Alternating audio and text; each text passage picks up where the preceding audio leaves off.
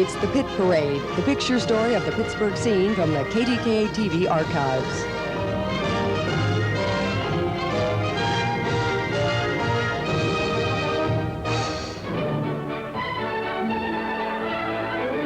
The week of April 22nd, 1951, we can be sure of one thing. Classrooms were half empty, offices were closed, everyone was taking themselves out to the ball game. It was opening day, 1951. 25,000 fans jammed into Forbes Field to watch the 1951 Pirates play the Cards. How do you get a story out of that? Well, you hit them on a bad day. Yeah, they had a good one back in 1938. And to watch a movie being filmed. Hollywood had come to Oakland. Janet Leigh and Paul Douglas were here to start a movie first titled The Angels and the Pirates and finally named The Angels in the Outfield. Whatever you called it, it featured Pittsburgh. Miss Leigh played the role of a newspaper reporter. No, you can't win there.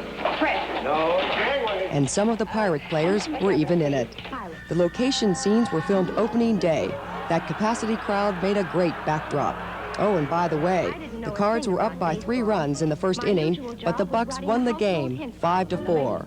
1950's cellar dwellers were now in first place on opening day. Talk about a Hollywood comeback. And a Hollywood premiere had Pittsburghers excited too. While cameras were rolling at Forbes Field, the projectors were rolling at the Stanley Theater. I Was a Communist for the FBI was the title on the marquee. It was the true story of Matt Cvetic, the red-blooded American who worked undercover for the FBI and infiltrated the Communist Party of Western Pennsylvania. His appearance at the movie's Pittsburgh premiere was all the excuse anyone needed for a patriotic parade. Cvetic was a hero, keeping communist dogma from poisoning America. A true and very tragic poisoning lawsuit was over this week. If you were alive in 1948, you sure remember the Donora death smoke. This week, the papers were signed, giving $250,000 to the families of 25 people who died when a combination of industrial fumes, smog, and car exhaust poisoned the air over Donora. The death cloud hung over Donora for days. It sickened people by the thousands. Thousands of dollars and man-hours were beginning to transform Pitt's campus.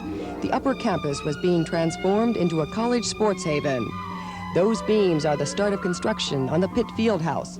It was just starting to take on its domed roof shape. And in sight of the Fieldhouse construction, the football stadium was waiting for fall to arrive. And there were some new arrivals at the Pittsburgh Zoo this week. Mayor David L. Lawrence hightailed it over to the Highland Park to see Duquesne Brewing's gift, a flock of birds. There were hornbills, parakeets, and lovebirds.